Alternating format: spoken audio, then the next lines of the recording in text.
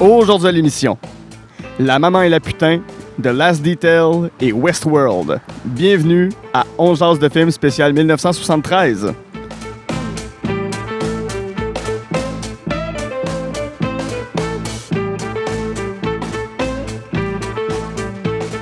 Bonjour à tous et à toutes, ici Guy à Saint-Cyr, on jase de film. La formule est bien simple, je m'entretiens avec un ou une invitée de ses goûts en matière de cinéma. Ensemble, on passe en revue 3 coups de cœur, un film détesté et un plaisir coupable. Ce sont les Goods, the Bad and the Ugly, de la cinéphilie de mon invité. Et aujourd'hui, je reçois un scénariste, un comédien que je voulais recevoir depuis longtemps. C'est un de nos rares auteurs qui arrive à se promener entre le cinéma d'auteur et la comédie populaire. Sa feuille de route est particulièrement bien garnie. Je parle évidemment de Éric Kaboulian. Salut Éric. Évidemment. Salut. Comment tu vas? Ben écoute, ça va bien. Merci de m'accueillir. Je suis content d'être à ton podcast. C'est un immense plaisir partagé. Donc, c'est ça, film d'auteur, comédie populaire, toujours dans le milieu toujours dans le monde de la comédie. À date, ouais, quand même. Dramatique, comédie. Ouais, sur la mince ligne, je dis, tu sais, j'ai des films justement plus très comédie, ceux que je fais avec Émile, les comédies populaires, mais c'est ça, mais. Avec Émile Gaudreau. Hein? Ouais, exact. Mes films plus personnels, je dirais. J'essaie de scier entre justement le drame et la comédie, là, d'être vraiment. Et ça, parce qu'on peut voir ton nom au générique de Prank, qui est. Le jour où je ferai un épisode. Qui me mettra en vedette, Prank sera un de mes coups de cœur. Ah, pour vrai?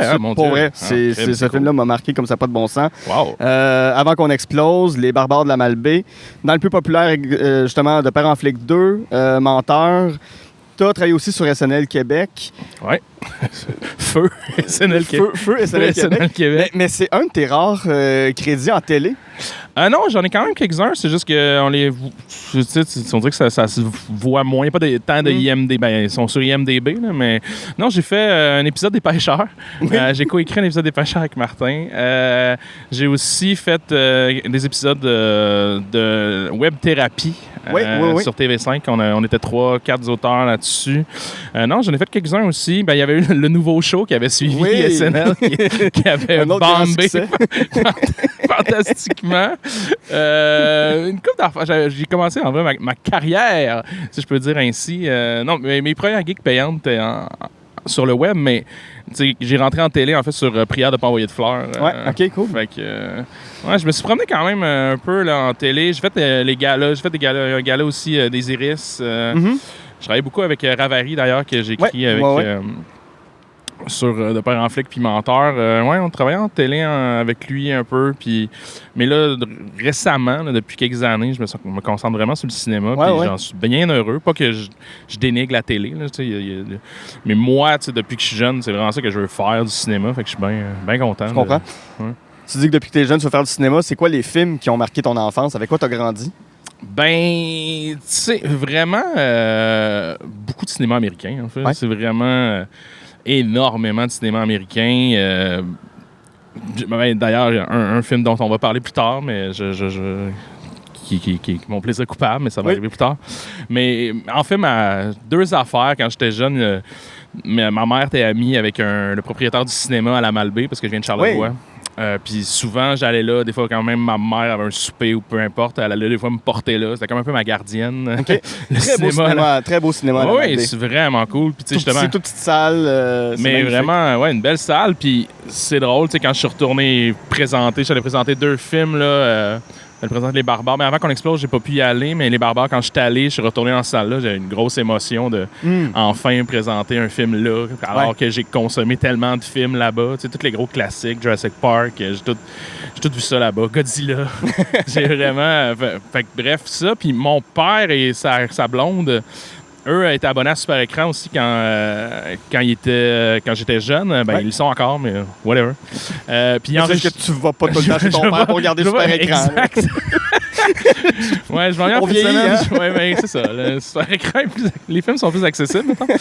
Puis, mais tu sais, quand j'étais tout jeune, je me rappelle, eux enregistraient des films sur des cassettes VHS. Puis il y avait une grosse collection. Genre, ils en mettaient 3 par cassette là, parce qu'ils le mettaient, je pense, en long run ou whatever. Là, fait que Fait qu'il y avait comme 3 films par cassette, puis il y avait une grosse bibliothèque, fait que je me clenchais ça. Puis j'ai vu des films que j'aurais pas dû voir, je pense. Comme quoi? Ben, Toxic Avenger 2, je l'ai vu très jeune, mais très souvent, tu sais. Basic Instinct, asti que j'ai vu ce film-là. Donc tout ce qui était un peu... Dès que tout à coup, il y avait comme des boobs, j'étais comme « Oh, shit! » Puis je réécoutais souvent ces films-là. L'éducation sentimentale. mais aussi plein d'autres films. Je me rappelle de Maman et Papa sauvent le monde, asti que je l'ai écouté ce film-là. Puis, aucune idée c'est quoi? Écoute, je sais pas. C'est assez nébuleux. C'est un film, c'est un film fantastique là, que je pourrais pas tant te rappeler la trame. Mais quand j'étais kid, on dirait beaucoup. le résumé de tout Watatata. C'est Watatata. Papa et maman sauvent le monde. C'est exactement Watatata, mais en film. Non, pas du tout. Mais en tout cas, bref, ça a été beaucoup ça, mon éducation quand j'étais kid. Le cinéma à Malbaie puis les VHS de mon père et sa blonde. Avant qu'on entre dans ta liste, dernière question, comment t'es devenu scénariste? Comment t'es devenu auteur? C'est parce que mon université a été un échec. Okay. J'étais en cinéma parce que à l'UQAM. Sauf erreur, tu réalises pas ou t'as pas beaucoup réalisé? J'ai un peu réalisé, mais pas beaucoup. Puis depuis genre plusieurs années, je me concentrais vraiment juste sur la scénarisation. Parce que, je sais pas, il y avait comme un... Je pense que j'ai du talent là-dedans, ou du moins ça marche bien, ou je le cache bien si j'en ai pas. Mais, puis on dirait que t'as trop touché à d'affaires. On dirait que j'étais comme, il y a des bons réals, je vais me concentrer là-dessus, je vais essayer de faire mon... Puis là, tu vois, j'ai eu récemment une subvention pour tourner mon premier premier court-métrage, pas long, mais court, financé. Fait que là, j'essaie de retoucher un petit peu plus à la réalisation, parce que ça m'intéresse, mais tu sais, je sais pas si c'est vraiment ça de temps que je veux faire, mais du moins, je veux vivre au moins l'expérience de faire un film du début jusqu'à la fin puis d'avoir vraiment, ce soit ma vision de A à Z, là, tu sais. Je veux l'essayer. Peut-être que je vais arriver sur le set puis je vais haïr ça puis je ne voudrais plus jamais le faire. C'est comme une espèce de... Mais le projet me tient à cœur, c'est super personnel, fait qu'il y a quelque chose de... Je vais l'essayer. Mais sinon, c'est ça. Moi, j'étudiais... Je savais que je voulais aller en cinéma. Tu sais, j'avais étudié au cégep en cinéma. Puis quand je suis arrivé à l'université... On dirait que j'étais un peu perdu. Je pense que mon université a été rough. Là. Ben, pas rough, là, mais dans le sens en termes de me chercher. Là, je savais pas trop ce que je voulais faire. Puis j'ai coulé des cours, ça a mal été, je buvais trop. Puis, écoute, mais c'est ça, comme l'université de à peu près tout le monde qui est mais là, peut-être en communication. Ouais, mais là, peut-être un petit peu trop, là, je sais pas. Fait que j'ai fini mon université, j'avais fini en 4 ans parce que ça, j'avais abandonné des cours. Puis je suis sorti de là en faisant comme, bon, à ce temps, what the fuck, qu'est-ce que je vais faire? Puis ça a vraiment été que, un moment donné par... Écoute, il faut faire de quoi, je sais pas quoi faire. Je travaille dans des jobs de merde, puis j'ai commencé à écrire des scénarios un peu tout seul dans ma chambre, puis je commençais à les faire lire à mes amis, puis c'était comme « Ah, c'est pas pire », tu sais, puis on a commencé à tourner. On se donnait des défis d'essayer de tourner des courts-métrages, peut-être une fois par année, tu sais, d'en faire un avec notre propre argent, puis ça a été vraiment ça, on a commencé à écrire, j'ai eu du fun à écrire, puis ça a été après, c'est ça, à ce moment-là que j'ai fait « Ah, ben on dirait que je m'attendais jamais à ce que ce soit ça, mon gagne-pain dans ma vie, l'écriture, parce que j'ai tout le temps eu une espèce de complexe d'infériorité. Je pense pas que j'ai une belle prose, j'écrirais pas de roman, mais il y avait quelque chose dans le langage d'un scénario qui était très bref, qui était très matter of fact, qui était très... pas de fioriture, on y va direct, straight to the point. J'utilise bien l'anglicisme, mais gars, on est à Montréal, c'est cool. Oui. Bonjour, hi. Bonjour, hi. Mais, fait que c'est ça, en écrivant, puis je pense que j'étais capable de bien comprendre la structure, tout ça, ça m'a... Puis depuis ce temps-là, ben, c'est ça que j'ai décidé de faire. J'avais réalisé une couple de films avec mon ami Jean-Sébastien Baudouin-Gagnon, puis un moment donné, j'ai vraiment commencé à écrire pour d'autres mondes, puis c'est comme ça que j'ai eu mes premiers contrats, puis c'est ça, écrire des petits sketchs ici et là, puis un moment donné, ça a été... Bon, ben, je pense que je vais me concentrer là-dessus, puis ça va bien. Là. Ouais. On rentre dans ta liste avec ton premier film, qui est La Maman et la Putain, film de 1973, réalisé par Jean Eustache. Film maudit pour plusieurs, parce que beaucoup de gens se sont enlevés la vie après avoir travaillé sur ce film-là. Écoute. Ça met en vedette Jean-Pierre Léaud dans le rôle d'Alexandre, Bernadette Lafont en tant que Marie et Françoise Lebrun dans le rôle de Véronica. Ça raconte quoi? C'est un film de 3 heures presque et demie. 3 heures et demie, pas 3 mal. heures et Ouais. demie. Ça montre quoi, un film de 3 heures et demie en noir et blanc? Ben, ça montre beaucoup de gens qui parlent dans des chambres. C'est vraiment...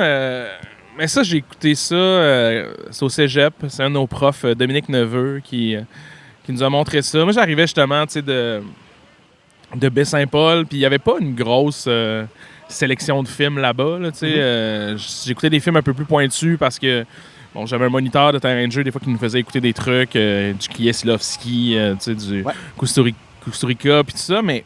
Tu sais, j'avais pas une grosse culture cinématographique quand je suis arrivé au cégep, là, parce que j'avais pas accès à... Tu sais, dans le temps, il fallait que tu te fasses livrer des films de la boîte noire en région pour pouvoir écouter des trucs cool. C'est le même que j'ai écouté Blue Velvet, mettons, parce que je l'ai commandé sur leur petit catalogue, puis c'est arrivé.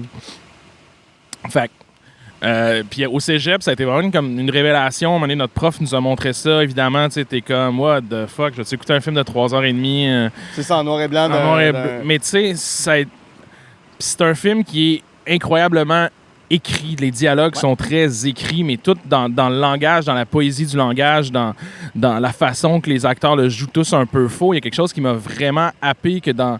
Puis c'est quelque chose qui a marqué après, même dans mes projets personnels. Il y a quelque chose de... Le minimalisme de la mise en scène, puis le côté un peu tout croche, mais avec une écriture qui est vraiment... qui est vraiment belle, puis qui est complète, souvent dans le monologue, puis dans les... Ça m'a vraiment... ça m'a vraiment happé. Puis en gros, ben, ça raconte l'histoire d'un triangle amoureux, là. C'est vraiment... en fait, c'est des personnages qui se relèvent un peu de mai 68, puis avec leurs désillusions, puis qui pensaient qu'ils allaient faire une espèce de révolution libertaire et tout ça, quand ils se rendent compte que finalement... Ben, pas tant. Puis c'est un peu le constat d'échec d'une révolution, de la révolution d'une génération, en fait, qui se rend compte que finalement, tu sais, tous les idéaux qu'il y avait prennent le bord un peu, puis en fin de compte qu'ils deviennent sans bourgeoise, puis que c'est...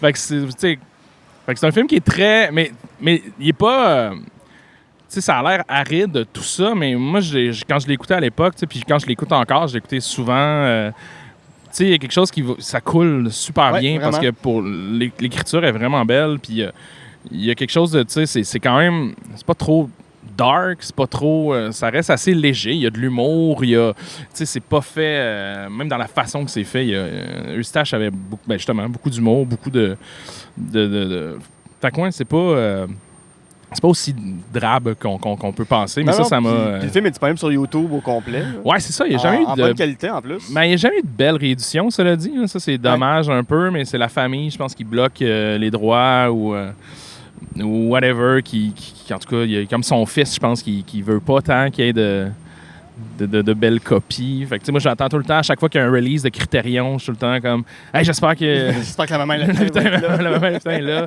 Fait que, mais oui, il y a une version sur YouTube. Sinon, mais tu sais, la Cinémathèque le passe quand même aussi une couple de fois. La copie est vraiment pas si mal en pellicule. Fait que, ouais, c'est un film qui m'a vraiment... Puis, tu sais, ça m'a influencé beaucoup même dans l'écriture de dialogues. Tu sais, je pense pas que mes dialogues sont pas aussi poétiques, littéraires, devrais-je dire. Là, mais... tes dialogues sont très naturels aussi. Oui, absolument. Mais je comprends ce que tu veux dire. Mais il y a quelque chose de... même le monologue, tu sais, la prise de parole, puis le fait de donner beaucoup de dialogue aux personnages me fait pas peur. J'aime beaucoup ça. Dans Avant qu'on explose, il y a genre 3, 4, 5 dialogues, 5 monologues, des grosses, tu sais, des fois c'était du 7-8 pages. Quand il est avec sa psy, c'est des longs.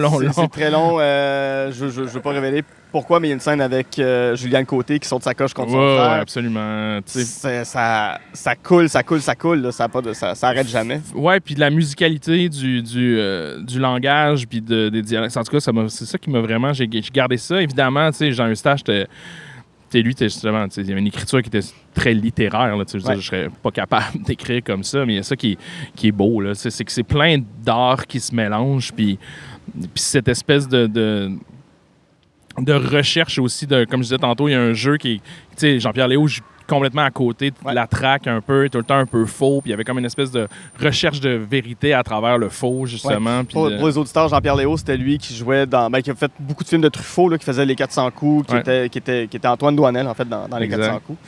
Ouais. Ben, c'est ça, un genre un monument de la nouvelle vague, justement. Fait que, ouais, La maman et la putain qui m'a... C'est ça, mais j'ai comme 2 films préférés depuis ce temps-là, puis ça a été ça, mais qui montrent un peu les 2 pans, je dirais, de, de ma pratique artistique, même si... ouais, c'est ça, on dirait que t'as comme le côté un peu artsy, fauché, que j'aime. Je suis justement fan de la nouvelle vague, fan même des films 70s américains, un peu du indie des années 90. C'est ce qu'on peut voir dans Petit Frère, justement, le côté, tout ça, c'est quelque chose qui m'a inspiré beaucoup. Puis, justement, les autres films qu'on va parler, ben, comme Westworld, un des prochains, ben, ça, c'est l'autre pan. C'est le côté plus kid, grosse production américaine. Mais après ça, un peu décalé dans le cas de Westworld. Mais fait que c'est ça qui a quand même forgé un peu qu'est-ce que j'essayais de faire. Ouais. Dans La maman et la putain, bon, tu l'as dit, c'est un triangle amoureux d'un gars qui est perdu entre 2 femmes. Une qui a un instinct plus maternel, l'autre qui a le côté plus charnel. Le cliché. C'est ça, exactement. Mais qui est quand même intéressant. Mais le personnage d'Alexandre, qui est joué par Jean-Pierre Léaud, est bourré de défauts. C'est un être narcissique, si on pourrait même quasiment dire qu'il est pervers narcissique. Oui, complètement. Dans tes films, tes personnages sont aussi... dans les films que tu écris, tes personnages sont remplis de défauts. Ouais. Parfois un peu malgré eux. Surtout, je trouve, dans Avant qu'on explose, où le petit gars, il est épouvantable, mais en même temps, on le pardonne. Puis Alexandre, il y a quelque chose qu'on pardonne dans le personnage. Qu'est-ce que t'aimes de ce genre de personnage-là? Ben, j'aime que j'aime le fait que j'essaie juste de rendre les personnages le plus réalistes possible, dans le sens que, tu sais, on est tous remplis de défauts à quelque part, puis je pense que j'ai cette empathie-là... pour le personnage avant qu'on expo, bon, il y avait beaucoup de moi là-dedans, fait que nécessairement, j'essayais d'avoir de l'empathie envers moi, mettons. mais t'as-tu un plaisir de torturer tes personnages ou de leur faire mal? Ben, c'est de révéler des fois, en fait, c'est ne serait-ce que de les suivre dans une trame, puis après ça, révéler un côté plus sombre qui va t'amener à quelque part, qui va te permettre de visiter un autre pan de leur psychologie, puis d'aller trop loin, puis de vraiment le bout où est-ce que ça snap un moment donné, puis... Mais après ça, tout ça à travers la comédie. Là, je ne vais pas dans les gros drames psychologiques, mais il y a quelque chose de... J'aime que... Tu sais, un des trucs que je suis le plus fier, justement, dans Avant qu'on explose, c'est... Oui, il y a le personnage principal, mais il y a le personnage qui est un peu du bully, puis puis j'aime ça, des fois, qu'on amène une curveball au spectateur, puis que, justement, le personnage du bully, mais tout à coup, il devient super vulnérable, super mature dans une scène dans le film, puis t'es comme « holy shit », tu sais, puis t'as accès à cette intériorité-là parce que tout le monde a ça, là, tu sais, c'est pas parce que t'es... C'est ça. Puis c'est vrai que ça me suit quand même beaucoup, là. Il y a comme je pense même à... Justement, on a tourné la suite de Grand Frère, puis le personnage du petit frère a vraiment pris une nouvelle twist. Il est rendu anti-vaxxer, puis genre... Ah ouais? C'est ben, écoute, pour avoir vu Petit Frère, oui, je peux voir le type de personnage qu'il est. Mais, tu sais, il y a une recherche, comme je dis encore, là, d'empathie, puis de trouver qu'est-ce qui l'amène là, puis d'aller au-delà de cette espèce d'étiquette qu'on appose. Puis je trouve qu'en ce moment, en tout cas, d'autant plus, j'ai encore de plus en plus le goût de faire ça, tu sais, mais... Fait que, oui, c'est ça, mais tout... Ça vient aussi de plein des influences de séries où est-ce que tu as des personnages qui sont pas dégueulasses, mais juste qui existent, là. Je veux dire, il y en a des Alexandre, là, je veux dire, ça existe dans toute leur complexité, puis ils ont des bons moments, il y a des moments qui sont comme un tabarnak, tu sais, puis des fois, tu sais, un film que j'ai beaucoup aimé et que j'aurais pu en parler, c'est The Squid and the Whale, qui est une espèce de gros chemin de croix d'un kid pour réaliser que son père a une mauvaise influence sur lui, mais tu sais... Film réalisé par film autobiographique de Noah Baumbach. Exact, tu sais, mais ça aussi... Avec un petit gars qui va dans la salle de bain de l'école, se masturbe, prend son sperme puis l'étale sur les casiers. Sur les casiers, c'est magnifique. C'est hallucinant, ce film-là. Mais c'est ça, mais le personnage principal, tu sais, qui est assez détestable aussi, mais qui... Tu sais, quand j'étais au cégep, il y en a plein, là, de ces genres de kids un peu, genre... ils ont 17, 18 ans, comme, tu sais, ils se prennent pour le nombril du monde, puis que c'est genre de shit, puis maintenant, tu te rends compte que, ouais, non, c'est ça, mon père est vraiment de la merde, puis moi aussi, j'étais un peu de la merde. Penses-tu que t'as déjà été ce gars-là? Moi, non, personnellement, je pense pas. Là. Ben, j'ai sûrement déjà été un asshole. Je suis encore. En fait, je pense que j'étais plus smart avant qu'aujourd'hui. Je pense que je me suis... Ouais. Ça m'intéresse. Ça m'intéresse. Non, on va jaser de cinéma, je pense. Je veux pas parler de mon aigreur nouvelle. J'ai pas envie. Mais c'est ça. Mais c'est vraiment... Puis...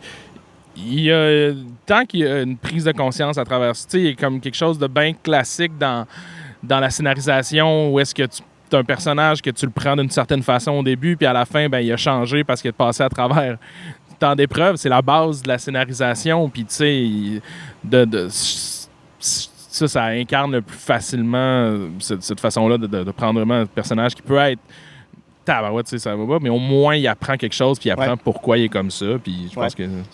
Une affaire, par contre, que tu as dit qui est intéressante, puis je ramène ça à La Maman et la Putain. La Maman et la Putain, c'est un film excessivement autobiographique pour Jean Eustache. Ouais. Puis tu as dit que dans Avant qu'on explose, le petit gars, c'était un peu toi. Ouais. Quelle partie de toi t'as mis dans ce personnage-là, mais dans le film aussi? Ben, c'est beaucoup moi. Il y a beaucoup... mais après ça, évidemment, il y a le regard de Rémi, le réalisateur. Qui s'est approprié après ça, même dans ses codes à lui, dans ses influences à lui. Mais à la base, à l'écriture, ça partait beaucoup de mon secondaire où est-ce que j'accordais donc bien une grosse importance à justement perdre ma virginité puis ben c'est ça, de vouloir rencontrer des filles puis tout ça, puis c'était un point ben pas problématique là, mais tu sais c'est quelque chose qui était très récurrent. Puis ça peut devenir obsédant comme pensée, ça vient obsédant après ça, tu sais, j'ai jamais mis de GHB dans du punch là, mais il y avait quelque chose de c'était une pensée qui était obsédante puis qui m'a suivi, même j'ai perdu ma virginité tard là, c'est à l'université là, fait que ça a été au cégep aussi, c'est quelque chose qui me rongeait un peu à l'intérieur, puis à un moment donné, tu sais, c'est vraiment de faire OK, bon. Puis j'ai fait de la thérapie depuis aussi. Puis là, fait que j'ai pu plus regarder un peu moi à ce moment-là, puis faire pourquoi tu étais comme ça, comprendre qu'est-ce que tu cherchais. Puis ça a vraiment été, je pense que c'était plus de trouver quelqu'un avec qui partager des moments d'intimité, plus que perdre ma virginité. On s'en crisse, c'est pas ça l'important, tu sais. Puis il y avait ça Avant qu'on explose, c'était de parler à moi à cet âge-là, puis faire comme ce que tu avais besoin. Tu commençais déjà à avoir des troubles anxieux à ce moment-là. Tu sais, moi, ça a commencé justement quand je commençais à fumer du pot, puis tout ça, puis à ce moment-là, j'avais comme une crainte. J'ai tout le temps eu aussi peur de la mort, tout ça, parce que j'ai mis Avant qu'on explose. Puis à ce moment-là, c'était justement de partager d'avoir quelqu'un avec qui partager tes angoisses, tes affects, d'avoir du réconfort, en fait. C'est une recherche de réconfort plus qu'une recherche de fourrer, tu sais. Non, c'est ça. C'est plus d'être à la recherche d'un rapport humain que d'un rapport physique. Puis souvent, j'en parle justement comme mon film de thérapie, mais c'était beaucoup quand j'ai commencé à consulter, tout ça, que j'ai commencé à écrire ça, parce que j'étais capable de retourner à cette période-là, puis de me ramener, puis de me faire un câlin, puis faire comme ça, bien aller. Là. Ah, c'est très cool. Puis il y a ça aussi, j'ai l'impression, dans Prank, là, parce que, bon, ça... le lien est pas difficile à faire parce que c'est les deux mêmes, c'est le même comédien les deux fois. Là. Qui est aussi dans Petit Frère, j'ai l'impression que c'est un peu comme le rapport dans les années 70 entre Spielberg et Richard Dreyfuss. Là. J'ai l'impression que tu te vois un peu dans oui, mais cela dit, Prank, c'était moins personnel qu'Avant qu'on explose, parce que premièrement, c'était l'idée de Vincent à la base. Puis il y a quand même, tu sais, c'est beaucoup de nous autres. Là, on est 4 scénaristes là-dessus. Vincent plus Marc-Antoine, Alexandre, puis moi. Puis c'est vraiment un peu un mélangé de nos... tu sais, lui, c'était un peu le loner qui était comme... Tandis que, tu sais, moi, j'ai fait partie d'une gang quand même où est-ce que, tu sais, on faisait des mauvais coups un peu, tout ça. C'était plus rough. Fait que c'était comme un mélange de tout ça. Mais tu sais, beaucoup ce qu'il y a dans Prank, c'est quelque chose qu'on partage beaucoup parce qu'on est pas mal tous des crises de bons amis. Là, fait que dans notre cinéphilie se rejoint quand même là-dessus. Puis c'était toute notre découverte, justement, du cinéma. Puis dans Prank, il y avait beaucoup ça aussi, de l'ouverture au film, non seulement des gros films commerciaux américains, mais aussi des films plus pointus, notre éveil à ce genre de cinéma-là. Fait que c'est là-dessus qu'on se rejoignait. Puis c'est le côté peut-être plus personnel dans Prank, justement. T'as-tu déjà été déchiré entre deux femmes dans ta vie? As-tu déjà eu ce rapport-là? Non, tellement pas. Vraiment pas. Contrairement à Alexandre, là, le personnage de la moi, j'étais avec la même blonde depuis genre... ça fait 16 ans. Là. Wow! Ouais, en fait, c'est justement ma blonde avec laquelle... La fille avec laquelle j'ai perdu ma virginité, c'est encore ma blonde. Fait que, wow, bravo! C'est vraiment beau. Après, il y a eu des défis. Il y a eu... oui, non, mais 16 ans, c'est pas... 16 ans, c'est pas une marche dans le parc. Là. Non, c'est ça. Mais non, j'ai pas eu de triangle amoureux fou. Il y a quelque chose que, tu sais, ça reste très loin de moi, tu sais, ce cinéma. Mais c'est quelque chose que je romantise. Ouais. Whatever. Tu sais, tout le cinéma, même européen, français, tout cette espèce de gros amour-là, d'effluve un peu très artistique, très bohème, c'est absolument loin de moi, mais il y a quelque chose que j'affectionne grandement là-dedans. Tu sais, juste, j'ai tout le temps voulu avoir un lit par terre parce qu'Alexandre, il y a un lit par terre. Là, ta blonde t'a dit non, j'imagine. Ben, j'en avais un, à toute l'université, mais à un moment donné, ça a été non, on va avoir une base de lit parce qu'on a plus 15 ans. Là, fait que, mais tu sais, j'avais jamais voyagé jusqu'à genre pas si longtemps, tu sais. Je me rappelle plus de quand, mais j'avais fait un kino à Bruxelles. Je pense que c'était pas loin de 2012-2013. Puis j'avais jamais été en Europe, tu sais. Puis quand je suis arrivé en Europe, j'ai été voir Paris pour la première fois. Tu es allé au Café des Deux Magots. Au Café des Deux Magots, non, c'est ça. T'es pas allé sur Saint-Germain-des-Prés. Mais juste arrivé dans Paris, puis même juste, c'est vraiment une ville que je voyais beaucoup à travers le cinéma, puis à travers le cinéma que j'aimais, puis qui m'a marqué. Puis j'ai vraiment eu des grosses émotions de me ramasser là. Puis... Fait que non, la putain est loin, mais c'est ça. Comme je disais tantôt, ce qui m'a marqué là-dedans, c'est vraiment le rapport au langage. Puis c'est ça que j'en ai retenu, puis qui continue quand même de m'habiter quand j'écris. C'est un film de 3h30. C'est dur de peut-être choisir une scène, mais si t'avais en choisir une scène de La Maman et la putain. Ben, je pense que c'est quand même probablement la scène la plus marquante, mais le monologue de Véronica à la fin, quand elle est en larmes, puis c'est un long plan séquence sur son visage pendant, je pense, c'est 10 minutes, 11 minutes, puis qu'elle est saoule, puis elle rejette un peu son statut de putain, puis c'est un peu comme... un gros cri du cœur, bien senti, c'est magnifique, c'est juste... Puis encore là, c'est le minimalisme là-dedans qui me happe. Tu sais, t'as un personnage cadré en gros plan sur un mur, c'est dans un appart, c'est fuck all, c'est un gros plan, puis il y a 1000 émotions là-dedans, mais le texte est beau, elle est géniale, puis après ça, je me suis dit, OK, le cinéma, tu sais, ça peut être... Souvent, on dit comme, oui, médium d'image, oui, tu sais, grande mise en scène, tout ça, mais des fois, c'est ce que j'ai gardé de ça. Il y a aussi dans le minimalisme, puis même dans le dialogue, puis avec la matière qui est les comédiens, même si des fois on l'associe plus à la télévision, mettons, ce genre le dialogue, puis les gros plans, puis tout ça. Mais il y a quelque chose là-dedans que je suis comme, mais ça aussi, ça peut être grandement cinématographique, puis super poignant. Fait que, cette scène-là, c'est une scène qui m'a... C'est confrontant, un gros plan qui dure longtemps parce que tu peux pas regarder d'autres choses. Exactement. Il n'y a rien d'autre que tu peux faire. Tu peux pas te rattacher à quoi que ce soit dans le décor parce que c'est son visage. Il est là. C'est tout. Tu vas regarder sa face pendant 10 minutes. C'est ça, oui. Ton deuxième coup de cœur qui est de Last Detail, encore, 1973. Ouais. De Hall Ashby. Le grand réalisateur de la comédie douce amère, de la comédie... Ouais, aussi du film social, quand même. Du film social, ouais. C'est...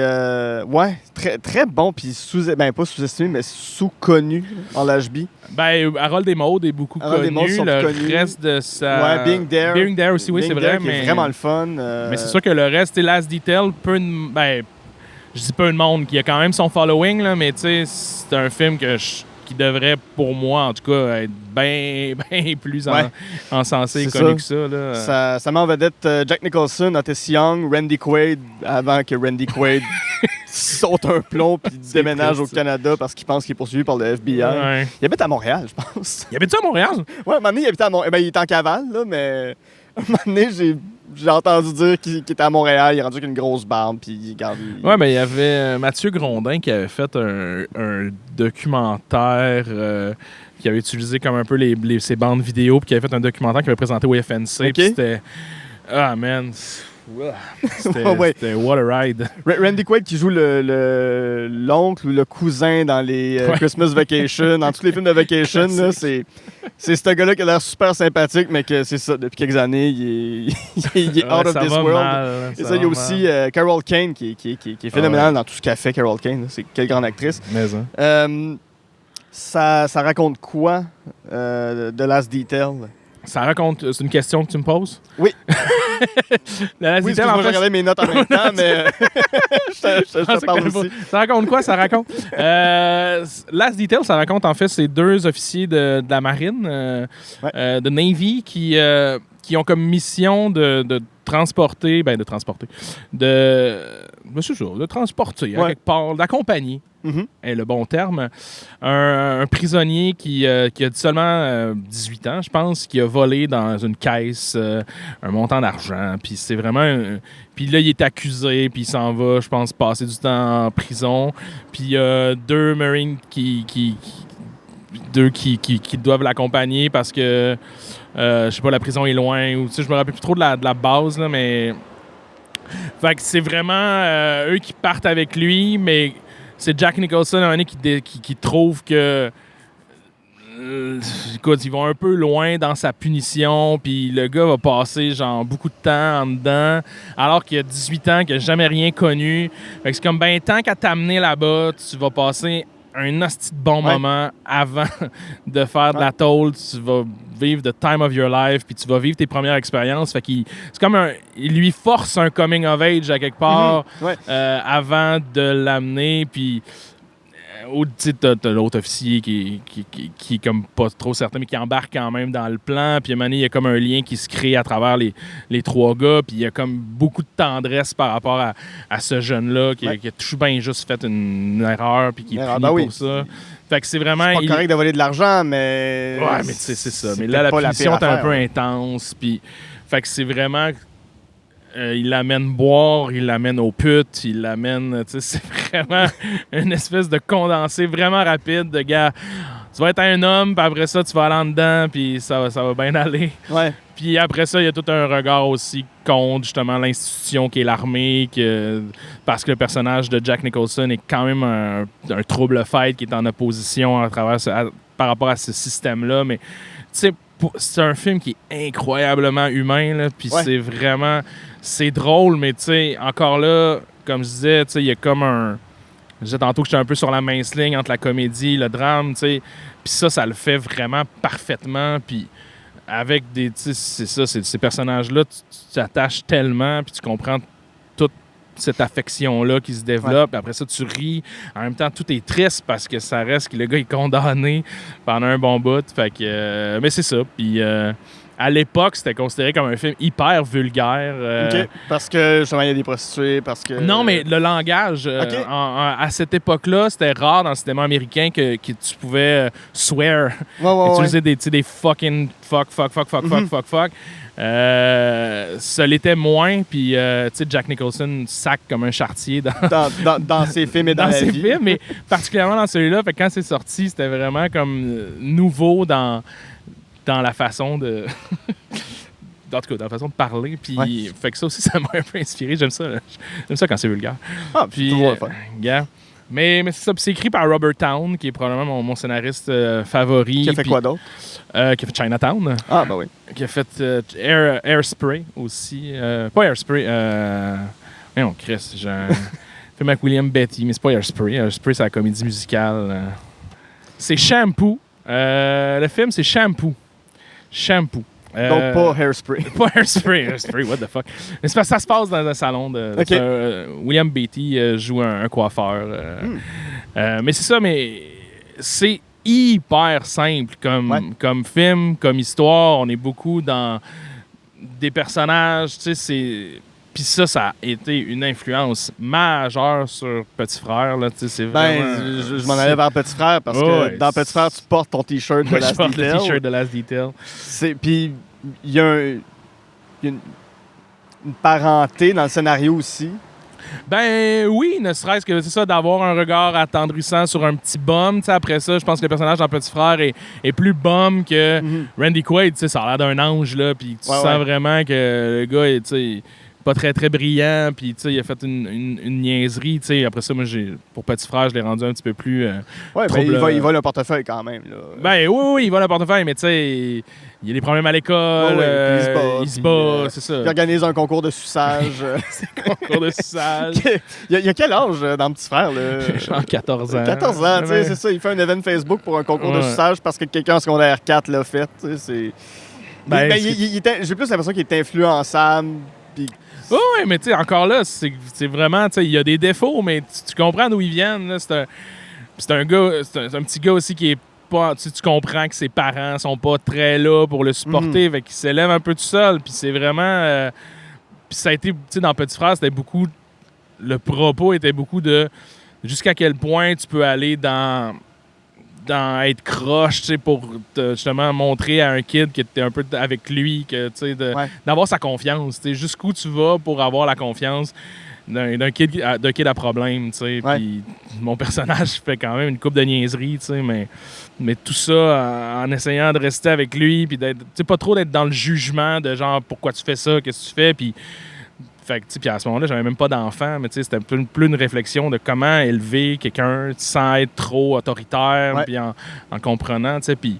Mais ça, c'est ça, il y a beaucoup ça aussi dans Last Detail, mais à fois 1000, parce que là, c'est vraiment quand il s'en va en prison, puis l'autre, ils font des affaires qu'ils devraient pas faire du tout avec un prisonnier, là, mais... Non, mais en même temps, il y a quelque chose de la compassion, il y a quelque chose de l'empathie, de dire, regarde, il s'en va en prison pour on sait pas combien d'années, pour longtemps. Il peut-tu vivre au moins une journée dans sa vie? Pis... Mais exactement, puis c'est ça que je trouve super beau. Puis tu sais, le film, c'est pas mal ça, tu sais, dans le sens que c'est pas... Il n'y a pas de twist and turn de genre, oh my God, qu'est-ce qui, tu sais, c'est vraiment juste 3 gars qui se voyagent de ville en ville, qui déconnent ensemble. Puis that's it. Puis à un moment donné, quand c'est bien raconté, quand les personnages sont attachants, quand les situations sont le fun, puis ben, en tout cas, sont le fun. Oh ouais.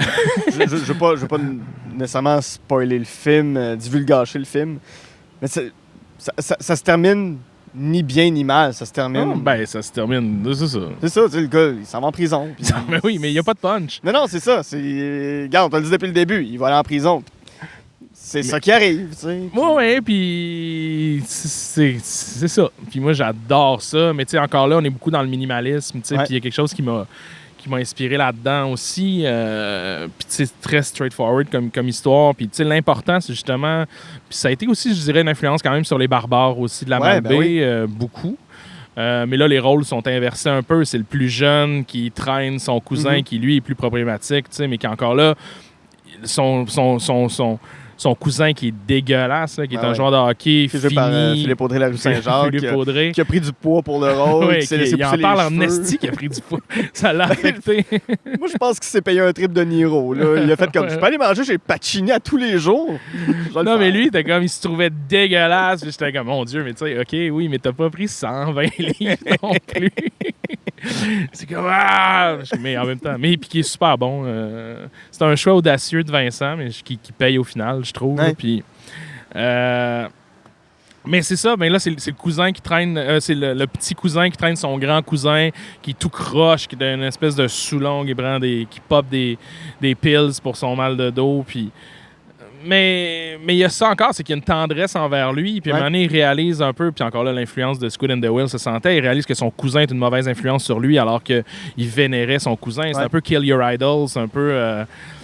Puis encore là, c'est un personnage qui est problématique, mais même quand il l'abandonne, il y a encore une tendresse envers lui, puis encore un gars à te fucker up, mais je sais d'un peu d'où ça vient, puis t'es juste humain, dans le fond. Puis il y a ça dans The Last Detail, c'est ça, comme je dis, c'est profondément humain. C'est des gens avec des feelings qui sont vrais, qui font du sens, puis c'est super touchant, même si, tu sais, même la scène des prostituées, tu sais, qui l'amènent au bordel est fucking touchante, là, tu sais, quelque chose de de lui qui vit cette première expérience-là dans un contexte qui n'a pas de bon sens, là, dans le sens que c'est sa première fois, il n'a jamais vécu ça, une relation sexuelle, ça se fait amener aux putes alors qu'il s'en va en prison, qu'il est sous, fait que c'est un peu tragique, mais en même temps hyper humain. Mm-hmm.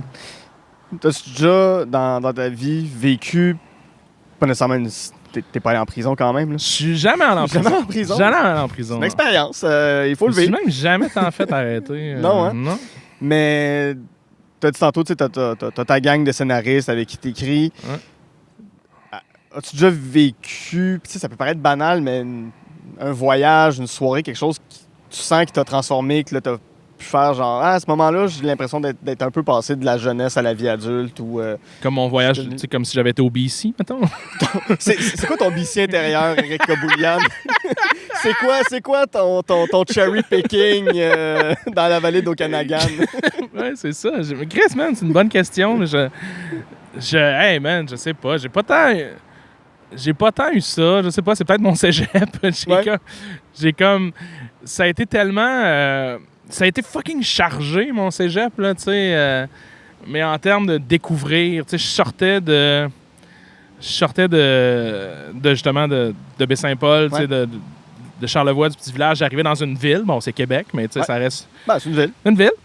Puis, tu sais, c'était vraiment... Tout ce que tu vois tous les jours, c'est des montagnes, puis là, t'arrives, puis il y a des buildings du vieux Québec. C'est en ville. Mais c'était une période qui était autant, tu sais, je découvrais des affaires... tu sais, juste une ouverture à la culture puis à des films que, tu sais, le nombre de films que j'ai écoutés, genre, en arrivant là, parce que, tu sais, c'est niaiseux, mais même des shit comme Goodfellas ou bien, tu sais, comme... qui, somme toute, assez accessibles, tu sais, mettons que tu vivais à Montréal, même quand il y avait d'un club vidéo, ben, tu sais, il l'avait au Vidéotron, là, tu sais, fait. Mais à Baie-Saint-Paul, non, tu sais, fait que si tu voulais Goodfellas, ben, soit sur le pognon à Télé-Québec ou ben t'attendais, ou ben tu le commandais à boîte noire, comme je disais, tu sais. Fait que je suis arrivé là, puis j'ai commencé à faire, tu sais, ben, j'avais déjà fait un peu du théâtre, mais, tu sais, là, c'était vraiment comme... découvrir ça, un monde, puis, tu sais, découvrir même les amourettes et tout ça, tu sais, ça s'est développé là, puis des amis, tu sais, mes meilleurs amis, je les ai encore là. Je les ai beaucoup rencontrés au cégep, en fait. Tu sais, toute la gang avec qui je travaille. Tu sais, Marc-Antoine Rioux, qui est un collègue avec qui j'écris souvent. On s'est rencontrés au cégep. Jean-Sébastien Baudon-Gagnon, on s'est rencontrés au cégep. Tu sais, c'est fou comme ça a soudé vraiment quelque chose là-bas. Mais en même temps, c'est une période aussi de, tu sais, que je me cherchais tout ça. Fait qu'on dirait que quand je suis sorti de là, puis que je suis arrivé à Montréal, c'est pour ça on dirait que j'avais tellement vécu quelque chose de tu sais, de wow, c'est donc bien le fun, que là, tu te ramasses à l'université, dans des grosses classes, tu sais, puis ça fitait comme moins. Fait que je pense que... Ouais.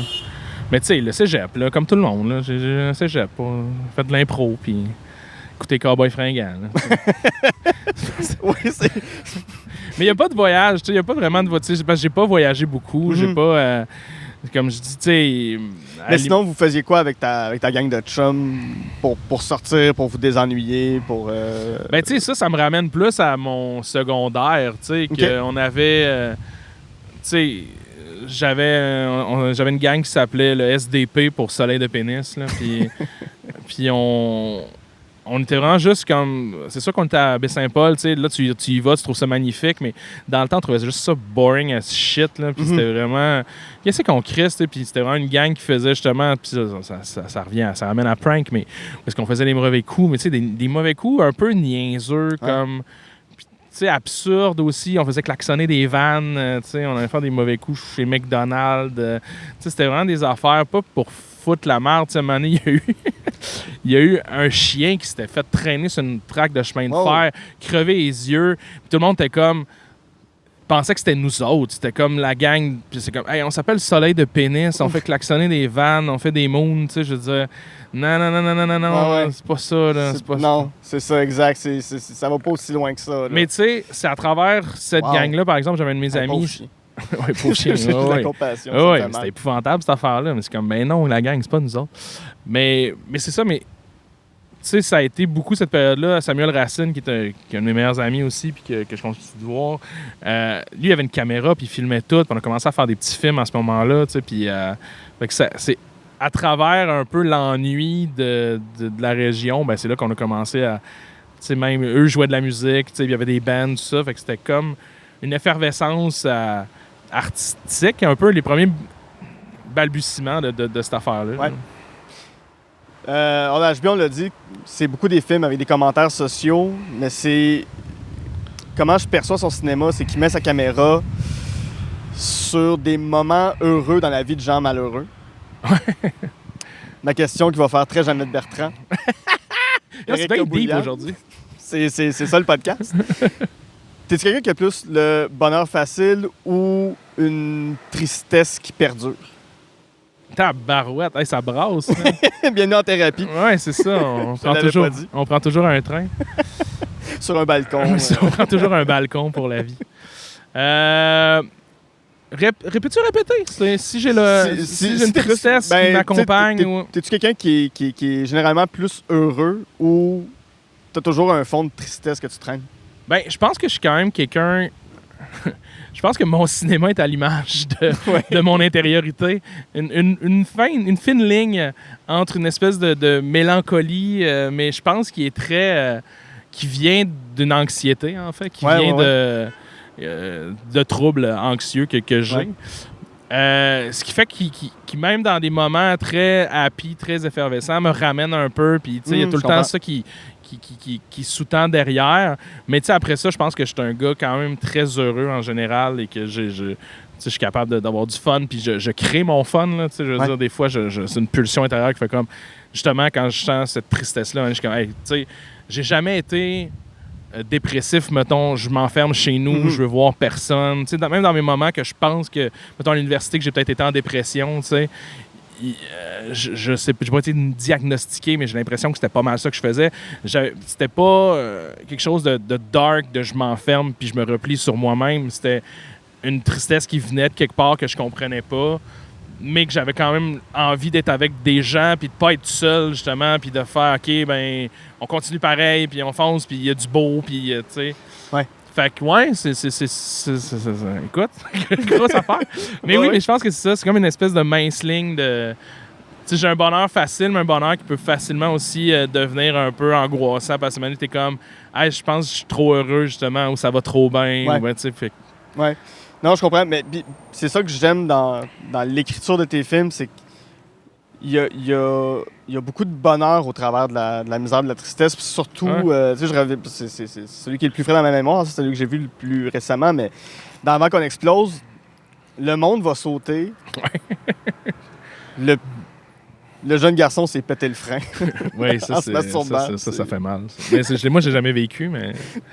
OK, mais t'as de l'air de savoir de quoi tu parles. J'ai deux amis qui se sont pété le frein et qui m'en ont parlé quand même. Fait que je me suis basé sur leur expérience. Okay. Un de mes... je sais pas si je vais compter ça. Je sais pas si je vais... It's not your story to tell. It's not my story. Ouais, c'est ça. C'est ça. On a l'image à la maison. Non, mais écoute, je dirais pas c'est qui, là, mais peut-être quelqu'un qui est proche du film s'est pété le frein en baisant, puis qui sont dans une rivière, je crois, puis que ça a comme sorti, puis c'est sur une roche que ça... J'ai mal. J'ai mal. Dans le bas-ventre. Des petites sensations dans le bas-ventre. Une chance qu'il y ait une rambarde sur le balcon, parce que je pense que je serais tombé. Je serais tombé du 3e étage, j'aurais fait comme... Non. C'était épouvantable. Mais oui, mais c'est ça, mais on dirait que dans... Mais il y a quelque chose de... Tu sais, ce sentiment de... Encore là, je vais utiliser un anglicisme, mais de impending doom, là, tu sais. Mais que plusieurs partagent en ce moment, là, avec la pandémie. Oui, là, avec l'éco-anxiété. Avec l'éco-anxiété, ça commence à prendre beaucoup de place. Mais moi, je l'avais, tu sais, même en écrivant avant qu'on explose, tu sais, c'est vrai que tout ce qui entourait les menaces nucléaires de la Corée du Nord, puis tu sais, au moment que je l'écrivais, ça commençait, mettons, là, puis ça devenait inquiétant. Pendant qu'on tournait, c'était à son apogée. Là, ça brassait. Puis, tu sais, il y avait des manœuvres militaires dans l'océan, puis tout ça, puis que ça brassait, puis tout le monde en parlait beaucoup en faisant comme moi. OK, là, ça devient inquiétant. Puis quand le film est sorti, ben là, Trump est allé visiter Kim Jong-un. Oui, tout était comme... leur histoire d'amour. Tout était chill. Puis là, j'étais comme, tabarnak, ça ferait ça. Évidemment que t'aurais... J'aurais aimé que le film soit plus sorte dans le pic de la tension, mais je le sentais, tu sais, puis encore là, ça vient de l'anxiété, je pense, mais tu sais, c'est souvent le sentiment que tu vas mourir un peu n'importe quand. Ouais. Tu sais, moi, j'ai vraiment cette crainte-là de la mort qui m'accompagne, là, tu sais, ce qui fait en sorte que j'étais un peu hypocondriaque, tu sais, toutes ces affaires-là, puis... Fait que c'est nécessairement, oui, ça vient de là, mais tu sais, après ça, je pense que je suis quand même, tu sais, si tu parles à mes amis, puis que je suis quand même quelqu'un qui est quand même up la vie, puis qui essaie de faire le party, puis qui essaie d'être... Mais pour pallier, je pense, à cette angoisse-là qui se cache derrière. Hein. Ouais, je comprends. Ton troisième coup de cœur maintenant, qui est Westworld. Yeah! Encore 1973. Ouais, c'est ça. 1973, là, ça brasse. Là. Ouais, c'est ça. Réalisé par Michael Crichton, qui se spécialise dans les films de parcs d'attractions qui virent mal. Il a aussi fait Jurassic Park. Ouais. Mais il a écrit le roman. Oui, c'est ça. Ouais, il a écrit Jurassic Park. Ça met en vedette Yul Brynner, Richard Benjamin et James Brolin. C'est quoi l'histoire de Westworld? Ben, Westworld, écoute, c'est vraiment comme tu dis, c'est très proto-Jurassic Park, là, mais en gros, on est dans un futur, je sais pas trop proche ou loin, là, mais... Aujourd'hui nous semble loin, mais à l'époque était proche. Ouais, en tout cas, whatever. Où est-ce qu'il crée un parc d'attractions qui regroupe plusieurs... c'est comme Delos, qui est une compagnie qui crée des parcs d'attractions. T'as Roman World, t'as Westworld, puis t'en as un autre, je sais plus trop c'est quoi. Il y en a un troisième, me semble. Medieval World, en tout cas, ou quelque chose de même. Mais c'est Roman, Medieval, puis qui aujourd'hui s'appelle tout simplement Bicoline. C'est ça. Mais Bicoline avec des robots, ça serait malade. Puis il y a des... en fait, c'est dans le futur, il y a vraiment des robots complètement... très humains qui sont dans ce parc d'attractions-là. Et tu vis une expérience où est-ce que tu t'en vas dans le Far West, parce que le film se passe surtout à Westworld. Et c'est deux gars, Richard Benjamin puis James Brolin. James Brolin, il est déjà allé, mais Richard Benjamin, lui, il est jamais allé.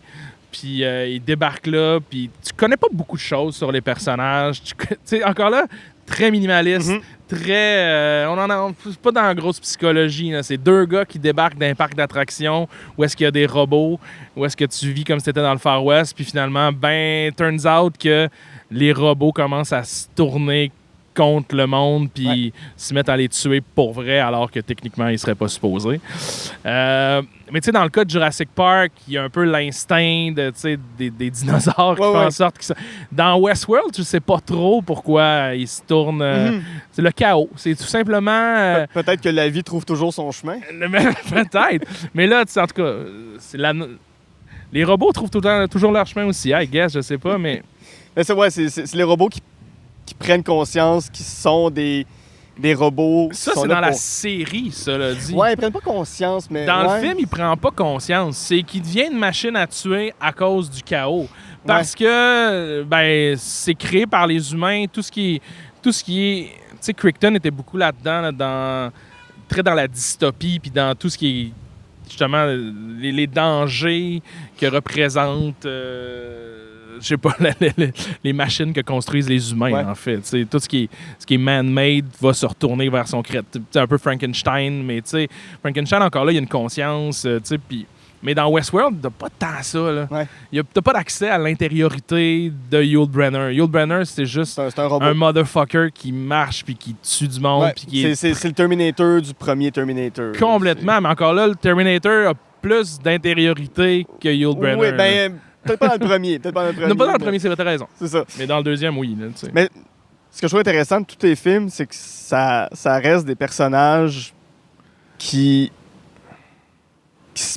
je veux pas dire qu'ils se promènent, mais tu sais, il y a un peu de ça, tu sais, qu'ils soient dans leur tête, mais tu sais, ils sont juste là, qui existent. Ouais, c'est ça, mais tu sais, qui regardent le monde autour d'eux. Mais je reviens à un minimalisme dans le storytelling, puis tu sais, Westworld a été justement adapté en une série télé à HBO, que j'ai écouté seulement la première saison, j'ai pas continué après. Puis tu sais, c'est bien, là, j'ai vraiment pas été déçu, mais il y a quelque chose dans le film qui est très straightforward. C'est ça, on n'est pas dans... On raconte une histoire, mais c'est pas obligé, tu sais... c'est un peu tout le contraire aussi de La Maman et la Putain. Là, reste que, c'est la grosse production américaine. Oui, mais dans le sens aussi que La Maman et la Putain, ça reste qu'ils parlent seulement de leur intériorité, là, dans le sens que c'est vraiment ça. Tandis que dans l'autre, t'as pas beaucoup de dialogue. C'est en gros un robot qui chasse 2 gars dans un paysage de Far West, tu sais. Fait que c'est les deux pans aussi, mais ça reste qu'il y a un minimalisme là-dedans aussi, mais là, qui est plus justement dans... Là, il n'y a pas de dialogue, puis c'est très straightforward. Puis il y a quelque chose que j'aime là-dedans, puis c'est juste bien raconté, simple. Tu sais, à un moment donné, la série Westworld, tu sais, c'est brillant. Il y a des bonnes twists, comme tu sais, le gunslinger dans la série, ben il est humain. Là. C'est pas un robot, alors que tu fais croire au début que ce n'est peut-être un, parce que nécessairement, dans Westworld, le film, il l'était, tu sais. Puis tout quelque chose sur, justement, l'intériorité la vie des robots on their own, puis tout ça, puis ça va deep là-dedans, mais on dirait que je suis comme, oui, certes, mais j'écoute plus tant de séries, puis j'écoute plus tant, tu sais, parce qu'à un moment donné, je suis comme, c'est de l'implication, puis que... merci. J'en écoute pas des séries, ben, ou rarement j'en écoute, puis... Mais c'est parce qu'à un moment donné, je suis comme, Chris, il est où le temps où est-ce qu'on peut avoir des films d'1 heure et demie? Merci, bonsoir, j'ai eu du fun, maintenant je retourne à mes affaires, tu sais, puis... Il y a quelque chose dans le cinéma commercial maintenant, puis même en tout cas dans la télévision qui est devenue, qui est commerciale à la base, mais que là, qui épouse beaucoup les codes du cinéma. Mais que là, tout à coup, c'est ça, c'est des longues, c'est des mini-séries ou bien des séries qui finissent plus, puis là, les séries deviennent du cinéma. Fait, puis à un moment donné, je suis comme, tu sais, oui, je pourrais au pire me clencher justement un Bellator ou un moment la plus putain si je veux quelque chose de plus nourrissant. Comme après, je trouve que dans le cinéma de divertissement, je m'ennuie du 1h30 bien ficelé. Tu sors, tu sais, merci, bonsoir. Puis en même temps, qui reste que, tu sais, le côté artistique est là aussi. Là, mais tu sais, après ça, tu regardes en ce moment, puis surtout que j'ai un enfant qui a 3 ans maintenant. Là, puis des fois, je cherche ça là, sur toutes les plateformes. Moi aussi, il y a une plateforme à un moment donné qui sort, puis que leur slogan, c'est juste comme que des films en bas d'1h30. C'est la première à qui je vais donner mon argent. Parce qu'à cette heure, ça va être présent. C'est pas tant la qualité du film que je cherche, plus que quand je suis brûlé de ma journée avec mon kid, je veux m'asseoir, qu'est-ce que je pars qui est pas genre 2 heures fucking et demie comme toutes les Marvel ou comme n'importe quelle crise de film là, qui sort en ce moment. C'est comme ça le standard, c'est ça. C'est 2h30, t'es comme... J'ai pas le temps, j'ai plus le temps d'écouter 2h30. Puis c'est pas intéressant sur 2h30. Puis il y a des films qui accomplissent des choses incroyables avec la moitié du temps. Où est-ce que c'est passé, cette star-là? Ouais, je comprends. S'il vous plaît, bring it back. Fait que Westworld, c'était ça. Puis Westworld, c'était... En fait, c'est drôle parce que ça a été un film que j'ai vu quand j'étais vraiment jeune à super écran chez ma tante. Puis il y avait comme... À la fin, c'est super fret, là, parce qu'à un moment donné, Richard Benjamin se ramasse tout seul. Puis là, au début, il est dans le Far West, mais à un moment donné, il accède au souterrain de Delos un peu, puis toute la salle de contrôle, puis tout ça. Puis c'est super aseptisé, c'est super fret, mais il est en costume de Far West. Puis c'est comme un mélange de western, sci-fi. Le mood est bizarre. La fin de Westworld est bizarre, là, c'est étrange. Là. Puis ça m'avait marqué, puis je savais pas c'était quoi le film. Ah ouais, OK. J'avais des images en tête. Tu sais, j'ai dû voir ça, je pense, à 7 ans, je sais pas, 6-7 ans. À quel moment tu l'as revu puis t'as fait... C'était ça le film? Au cégep. J'étais arrivé au cégep, puis ça m'a accompagné toute ma vie, puis j'étais pas capable de savoir c'est quoi. Puis j'étais arrivé au cégep, puis j'ai demandé à un de mes profs, je suis comme, hey, il y a ce film-là que j'avais vu quand j'étais kid. Puis à un moment donné, il y a comme des robots, mais il y a aussi genre des cowboys, puis ouais, c'est Westworld. Je suis comme, what? C'est Westworld? Je suis comme, va chier. Puis, il n'y avait pas de copie à Québec. Ah non. Il n'y avait pas de fucking copie de Westworld à Québec. Oui, tu sais, encore là, ça c'était l'époque, les jeunes, où est-ce qu'il n'y avait pas de streaming. Fut un temps. Fait que si il n'y avait pas Westworld dans les clubs vidéo d'où est-ce que tu étais, ben, tu pouvais pas écouter Westworld. Fait que c'est quand j'ai déménagé à Montréal 2 années après que j'ai finalement pu écouter Westworld dans mon sous-sol, dans notre appart. J'étais tout seul, un peu stone. Ça a été la révélation. Moment magique. Ah, man. Tu sais, à la limite, mon voyage que tu me demandais tantôt. Ouais, c'est Westworld. C'est peut-être ton BC intérieur, c'est Westworld. J'ai compris plein d'affaires de qu'est-ce que j'aimais là-dedans, pourquoi ça m'avait parlé. Tu sais, puis encore là, quand je parle justement d'efficacité, de tout ça, tu sais. Mais il y a beaucoup d'affaires, tu sais, puis je pense qu'aussi c'est parmi les premières images modifiées par ordinateur, tu sais, la vision du gunslinger, tu sais, il y a comme il essayait des affaires, Michael Crichton. Puis Michael Crichton, réalisateur, on le connaît très peu, mais c'est quand même pas mal bon. J'avais fait un travail d'université sur lui, justement. Mais c'est toujours dans la dystopie. Là. C'est toujours dans un futur proche, puis il y a quelque chose qui chie, puis c'est souvent des machines, ou ben, ou même l'intervention de l'humain sur la nature, I guess. Là. Ah, super intéressant. Mais beaucoup de ces comas, c'est super bon. Puis tu sais, des trucs un peu plus campy, genre Runaway avec Tom Selleck. Puis Gene Simmons, fucking le gars. Pardon? Ouais, Gene Simmons. Le gars de Kiss. Le frontman de Kiss joue un méchant. Mais c'est camp as fuck, mais man, c'est bon, là. Puis gros fan de Michael Crichton. Mais j'ai jamais lu un de ses livres. J'ai juste vu son cinéma. Mais je suis un fan.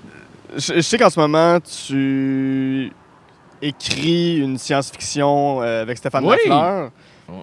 Le projet, t'es pas obligé de me dire c'est quoi l'histoire, ce que ça raconte, parce que je comprends que... J'appelle ses avocats. Exactement, je comprends que ça c'est scellé, mais comment t'abordes la science-fiction? Ben là, c'est à travers le prisme de Stéphane Lafleur, là, dans le sens... C'est son univers, la vision de la sci-fi de Stéphane Lafleur est pas la même après ça, on partage bien des références communes, mais il y a tout le temps un aspect très low-fi dans son cinéma. Puis c'est sûr que tu parles d'un film de science-fiction, mais puis qui se passe, comme qui parle d'une colonie sur Mars, mais je peux vous dire que ce sera pas... ce sera pas The Martian. Ce sera pas The Martian. Ce sera pas Mission to Mars. Ben, exactement. Faut vraiment se faire comme, OK, ben, c'est Stéphane qui fait une sci-fi. Après, je pense que j'ai amené quand même un côté de tout ce qu'on a parlé aujourd'hui, d'un peu de mon rapport au cinéma américain, mais à travers aussi comme le cinéma américain, mais le cinéma d'auteur, puis cette espèce d'être entre les deux, puis de se promener. J'ai essayé d'amener ça là-dedans, puis d'amener des éléments peut-être un petit peu plus, justement, clichés de sci-fi, mais le faire encore plus, oui, OK, mais mettons, mais par ton prisme à toi aussi, Stéphane, puis d'amener ce côté-là. Fait que c'est vraiment s'amuser avec des codes, mais de façon très, très low-fi. Puis toi, qu'est-ce qui t'intéresserait de faire en science-fiction? Je sais pas si ça m'intéresse tant que ça, la science-fiction.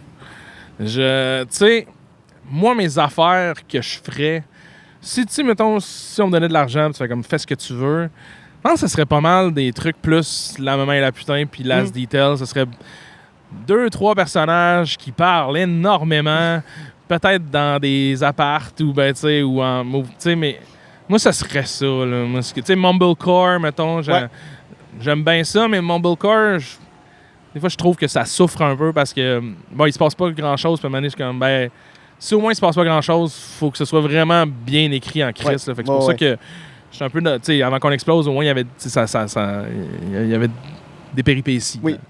Une course contre la montre. Tu sais, Petit Frère, on pouvait plus s'en tirer pour qu'il se passe rien parce que, tu sais, c'est 15 minutes, puis il n'y a pas vraiment de trame narrative, on suit pas vraiment, tu sais.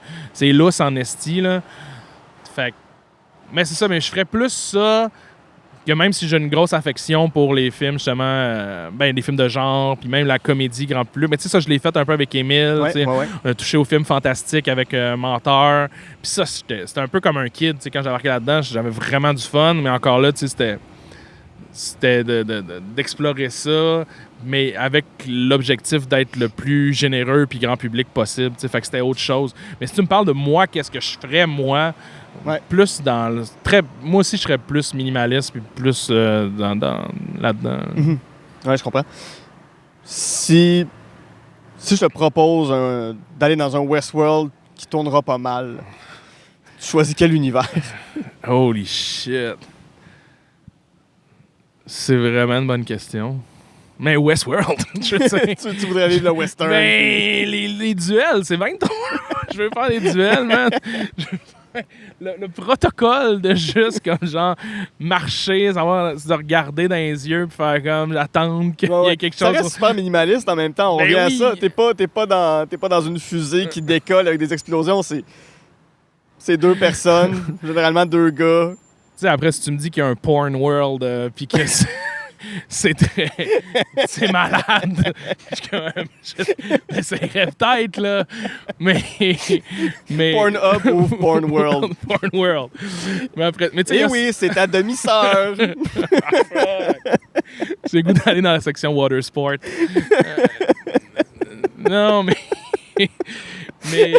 probablement... Un peu cassé. OK, Mais oui, ce serait Westworld, je pense, parce que... Mais les codes du western sont tellement malades, puis justement très installés, puis très cinématographiques. On a fait un puis un autre dans l'histoire du cinéma, tu sais. Mais je trouvais ça, c'est ça, fait que d'être là-dedans, je pense que c'est tellement une image qu'on a, puis de le vivre, mais justement qu'il n'y ait pas Yul Brynner qui me tue après. C'est ça. Mais je trouve ça intéressant parce que le western, ça englobe absolument tous les genres. Là. C'est le genre tu peux autant faire une comédie western qu'un road movie western, qu'un film social, qu'un film politique, qu'un film très minimaliste qui se passe dans le western, qu'un film très épique. Tu peux tout faire avec ce genre-là. Ouais, mais c'est ça. Mais à l'époque, quand j'avais vu ça, mais tu sais, l'angle western sci-fi, j'avais jamais vu celui-là. C'est ça, fait que ça, c'était... Mais après ça, ils ont fait Cowboy vs. Alien. J'ai même pas vu, que j'ai pas envie de voir. Il y a sûrement un cowboy et zombie. Il y a sûrement un... Mais à l'époque de Westworld, c'était un peu jamais vu, puis c'est ça qui m'avait vraiment marqué, puis... Mais ouais. Ouais. Écoute, là-dessus, on va faire une petite pause. Au retour, on tombe dans les univers glauques de Ari Aster, un cinéaste dont l'œuvre complète te rejoint pas. Et on termine en rentrant carrément dans la télé avec Stay Tuned. Alors, stay tuned!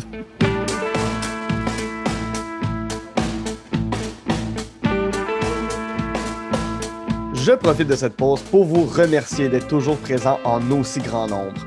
Je prends également ce moment pour vous rappeler qu'on jase de film est disponible sur Patreon au www.patreon.com/on jase de film.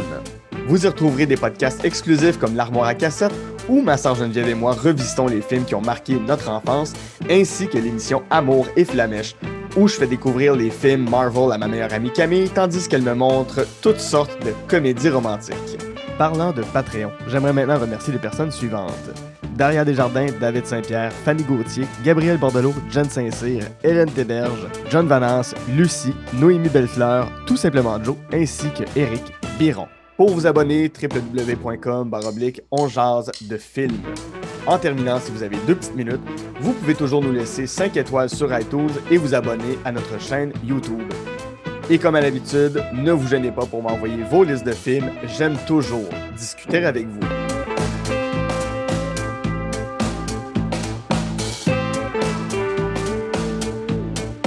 De retour à On jase de film spécial 1973, comme j'ai dit en ouverture, parce qu'on a parlé de La Maman et la Putain, de Last Detail et Westworld. Pourquoi 1973, Eric Kaboulian? Mais tu sais, c'est arrivé un peu par hasard, tu sais, que mes films préférés, puis tu sais, c'est vraiment parmi, tu sais, si j'avais un top 5, La Maman et la Putain, Westworld, Last Detail serait là. Un de mes autres films préférés, tu sais, il y aurait peut-être Rocky, mais tu sais, je sais pas pourquoi, mais j'ai réalisé, j'ai travaillé à la Boîte Noire. Ouais. Puis c'est vraiment à la Boîte Noire que là, j'ai comme été dans le plus pointu, puis j'ai commencé, je dévorais plein de films, j'avais rien d'autre à faire que de travailler à la Boîte Noire. Ouais. Puis d'écrire dans mon lit qu'il n'y avait pas de base de lit, puis de... Pour émuler Alexandre. Pour émuler Alexandre, mais tu sais, puis là, je ramenais vraiment des piles à la maison, puis avec mon coloc, tu sais, on passait à travers, mais jusqu'à des heures pas possibles. Puis à un moment donné, j'ai fait, on calisse, tu sais. On dirait que mon année, c'est 1973. Tous les films de 1973 pourraient être dans un top. Puis j'en ai noté quelques-uns. Puis mettons, Scène de la vie conjugale aussi, ouais, qui est un peu la télé, mais il y a une version film. Puis après ça, télé au cinéma. Mais ça aussi, c'est dans les affaires qui m'ont le plus influencé. Puis 1973, The Long Goodbye de Robert Altman, ouais. qui est donc... Bon, ben... Ce sont les joies du direct. Ça a bien été. The Long Goodbye, c'est ça, de Robert Altman, 1973. Un film d'animation, La planète sauvage. Gros fan de ça. J'ai découvert ça à Broadway. Encore là, 1973. Mean Street, L'Exorciste, ouais. Badland, Holy Mountain, Don't Look Now. C'est vraiment une hostie de grosse année. Puis je sais pas pourquoi, mais elle me parle cette année-là. Puis ça donne que tu sens que j'ai choisi plein de mes films que je trippe vraiment beaucoup se ramassent cette année-là. Ouais. C'est vraiment étrange. Peut-être que dans une autre vie, j'ai vécu en 1973. Ou peut-être que ton Westworld, ce serait 1973. Ben, crème, ça c'est bon, ça. de retourner en 1973 puis aller au cinéma pendant un an. Qu'est-ce qui s'est passé en 1973 pour que j'aime ça, à ce point-là? Ouais, hein? Voilà. Allons maintenant vers ce que t'aimes pas, c'est-à-dire le cinéma d'Ari Aster. Tu m'as pas dit un film. Tu m'as dit, moi, c'est son cinéma, c'est le cinéma d'Ari Aster. Il en a fait deux. Hereditary puis Midsommar. Ouais. Midsommar. Ça m'a surpris voyant ta liste puis voyant ce que lui fait parce qu'il a été quand même célébré comme étant le cinéaste qui ramenait un peu l'esprit années 70 dans le cinéma d'horreur. Qu'est-ce que t'aimes pas de ces films? On a parlé beaucoup d'humanité, puis c'est ce que j'aime, c'est justement des personnages vrais, des personnages relatable, qui ont leurs défauts, mais qu'on puisse s'attacher. Ari Aster peut ramener le cinéma des années 70, mais je trouve qu'il n'y a aucune essence, il n'y a rien dans ses films. Puis c'est quelqu'un, je trouve, qui prend juste un malin plaisir à montrer ses talents de metteur en scène qui sont indéniables. C'est plus un esthète pour toi c'est complètement un esthète, mais pour moi, c'est un esthète qui a pas d'humanité, qui déteste ses personnages, puis qui utilise un peu ses personnages... c'est que des pions pour sa mise en scène, puis pour aussi des fois comme faire des twists au public, puis ces personnages n'ont pas aucun crise de sens. Puis ils font des affaires qui ont... Mais dans Midsommar, toute la trame de ceux qui vont être là-bas pour leur thèse, mais qui décident de rester là, même si t'as 4 personnes qui se crissent en bas d'un ravin puis qui sont toutes des calices. Puis là, ils restent ça en justifiant que non, pour leur thèse, ça serait... Fuck off! Tout le monde aurait essayé de décalisser à ce moment-là. Puis il n'y a personne qui aurait essayé de justifier ça intellectuellement. Tu sais, je veux dire, ce que j'aime pas, en gros, d'Ari Aster, pour vrai, c'est quand j'ai écouté Hereditary, je sais pas à quel... Spoiler, m'en tabarnak. À partir de quel moment la petite fille meurt. Mais 20 minutes, je sais pas, tu sais. Mais il y a quelque chose de... Tout le début, j'étais vraiment emballé. J'étais comme dans son storytelling, dans ce qui amenait en termes de maladie mentale qui se perpétue à travers la famille, qui est héréditaire, tout ça, ces problèmes-là. Tu sais, je trouvais qu'il allait vers quelque chose de... Puis j'étais vraiment emballé, puis j'étais comme, holy shit, le gars sait raconter, le gars sait mettre en scène. Puis j'étais vraiment emballé. Puis maintenant, à partir du moment que la petite fille se fait décapiter, tout à coup, ça devient une espèce de festival grand guignolesque de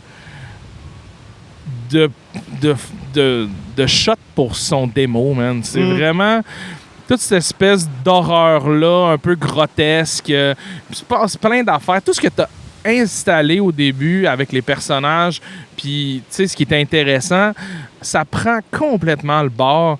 Puis c'est comme si, c'est comme s'il s'en crissait, puis que c'était comme, ah, je vous ai eu, au début, vous pensiez que ça allait être ça, mais non, c'est pas ça! Puis à un moment donné, t'es comme, ouais, ok, je m'en crisse, mettons, tu sais, qu'est-ce que tu me racontes, puis à quoi je suis supposé m'attacher, à part tes images qui sont supposément si terrifiantes, mais quand des images terrifiantes qui sont terrifiantes sans être ancrées dans rien, puis sans affect, ça me touche pas. De voir le dude en feu dans le salon, ouais, ok, c'est une belle shot que tu vas mettre dans ton trailer, mais ça parle de quoi, au fond? Puis c'est supposé m'amener quoi? La terreur, je suis supposé la sentir comment, tu sais, à part toi qui est clairement misanthrope puis qui a juste pas envie de développer tes personnages.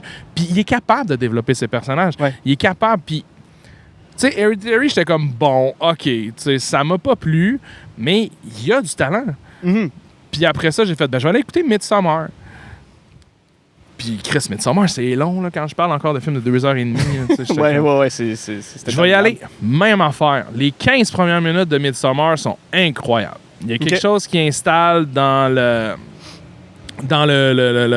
deuil, tu sais, elle qui est comme complètement en choc, puis de la façon que ça se passe, c'est bien raconté, c'est bien mis en scène. Là, tu fais comme, bon, il va y avoir quelque chose sur, justement, sur le deuil.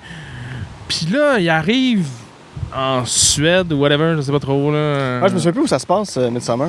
Quoi, où est-ce qu'il y a la journée tout le long? Là, C'est ça, en tout cas, whatever. Dans un pays scandinave. Puis, à un moment donné, tout prend le bord. Tout ce qui est installé au début, encore là, est plus tant important. C'est vraiment... Le personnage du boyfriend fait aucun crise de sens. Personne n'existe rendu là-bas, puis ça devient vraiment un festival, et dans le sens littéraire du terme.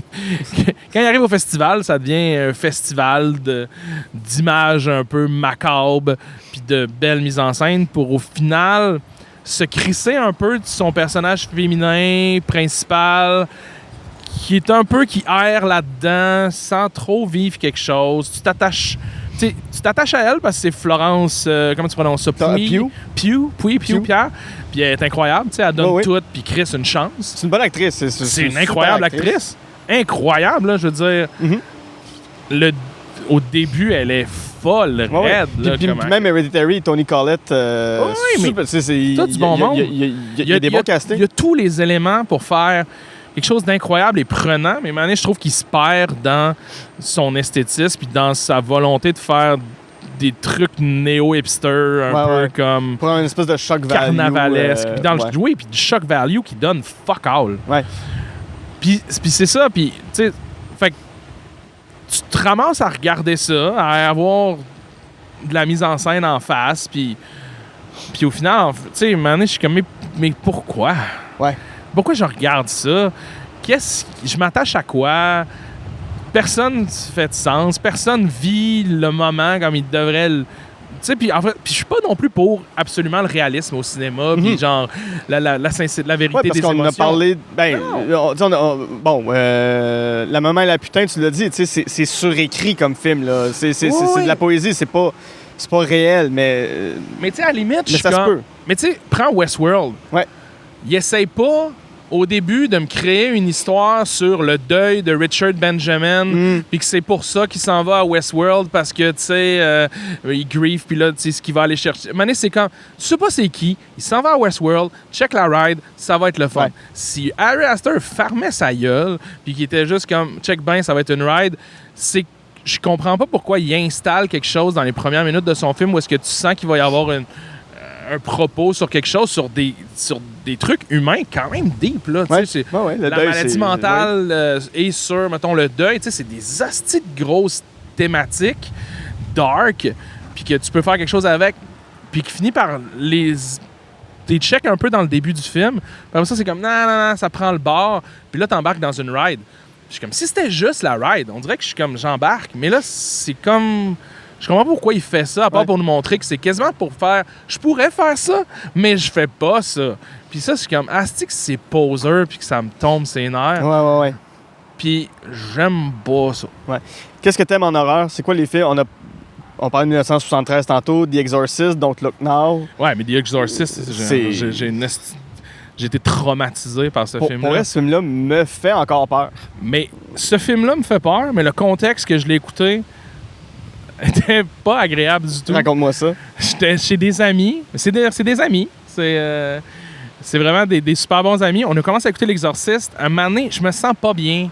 Tu sais, anxiété. Je suis comme, je pense que je l'écouterai pas, les boys. Ça me fait peur. Ben, je le dis même pas de même, mais je suis plus comme, je vais aller en haut. Il y avait comme un deuxième étage. Il y avait un ordinateur. Je suis comme, je vais aller jouer à l'ordinateur pendant que vous finissez le film. Mes amis sont venus me chercher en haut. M'ont descendu de force des marches, m'ont crissé sur une chaise, m'ont tenu pour que je regarde le film. Pardon? Ouais, c'est mes amis, là. C'était mes amis. Mais je sais pas. Eux trouvaient ça drôle et j'étais terrorisé et je pense que ça a été comme un choc post-traumatique pendant une couple de mois que je pouvais même plus regarder de film à la limite. Il y avait quelque chose qui m'a fucké up à ce moment-là. Fait que merci, mes amis. Mais j'ai finalement affronté ma peur puis je l'ai écouté Exorciste plusieurs années après. C'est malade, ce film-là. C'est incroyable. Puis... Mais tu sais, qu'est-ce que j'aime de l'horreur? Tu sais, encore là, je sais pas, tu sais, j'aime plein d'affaires en horreur. C'est pas mon genre préféré, tu sais, j'ai pas... mais récemment, j'ai eu un méga kick sur The Conjuring. Ouais. Le premier. Tu sais, là, je trouvais justement qu'il y avait une mise en scène, mais qui était au service Puis t'abandonnes jamais les personnages, tu restes avec eux. Puis tu sais, autant justement le duo de psychic, là, whatever, sont super intéressants, puis sont vrais, autant que la famille aussi. Tu sais, c'est un peu dans la même tradition que The Exorcist, justement, en fait. Puis là, c'était scary, pour vrai. Puis tu sais, il y a tout le temps l'espèce de débat de genre, es-tu obligé de justement rentrer dans le shock value puis montrer genre du sang ou ben des jumps. Puis moi, je m'en crisse. Je suis comme, ben, whatever, tu sais, ça peut être de l'horreur viscérale, mais qui est aussi genre du gore, puis tu sais, je vais embarquer pareil, mais tu sais, The Descent. Attends, ça fait longtemps, ça, le Descent. Ouais, c'est Neil Marshall, je pense, le réal. Ça, j'avais adoré ça, mais ça, c'est très gore. Mais encore là, tu sais, il lâche pas ses personnages, il était avec eux, là, puis ça... Puis, tu sais, ça m'avait effrayé, mais tu sais, il y avait vraiment un beau sens de la mise en scène là-dedans, parce que la mise en scène est fucking importante dans le cinéma d'horreur. C'est un cinéma complètement de mise en scène, tu sais, puis... Fait que c'est clair que tu peux commencer à faire de l'esbrouf puis à te créer bon, puis... tu sais, James Wan, pour moi, c'est pas tout le temps. Des fois, ça marche en crisse. Puis des fois, je suis comme, boy, c'est un peu lourd. Puis c'est vraiment hit and miss. Après ça, The Thing, sci-fi horror, est un de mes films préférés. Là. Encore là, qui en met beaucoup, mais qui reste minimaliste. C'est ça. Quand je te parle d'une ride, tu sais, t'as absolument pas de psychologie tant que ça. C'est vraiment comme... Il y en a un, il y a The Thing parmi nous autres, c'est qui? Puis c'est une hostie de ride du début jusqu'à la fin. Ça part dans le tapis avec le chien, ça arrête plus, puis ça dure pas 2h30. Puis c'est fucking Carpenter qui met juste en scène de façon incroyable. Puis les effets spéciaux, man, à ce jour, continuent d'être aussi top-notch. La tête avec les pattes d'araignée. Oh my God, c'est dégueulasse. C'est gros props à Rob Bottin. C'est vraiment un malade, ce gars-là. Puis tu sais, des affaires qui clenchent encore. Je veux pas parler comme un vieux bonhomme, là, mais tu sais, dans mon temps. Mais tu sais, quelque chose avec le cinéma d'images de synthèse que tu peux pas retrouver ce niveau-là, hein, j'ai l'impression. T'sais. Ouais. On va passer à ton plaisir coupable. Ouais, mais stay tuned, oui. Mais tu sais, plaisir coupable, c'est ça, moi je t'avais dit, tu sais, je suis comme... C'est un peu un terme que j'ai de la misère. Je comprends. Parce que, tu sais, dans mon livre à moi... Ouais.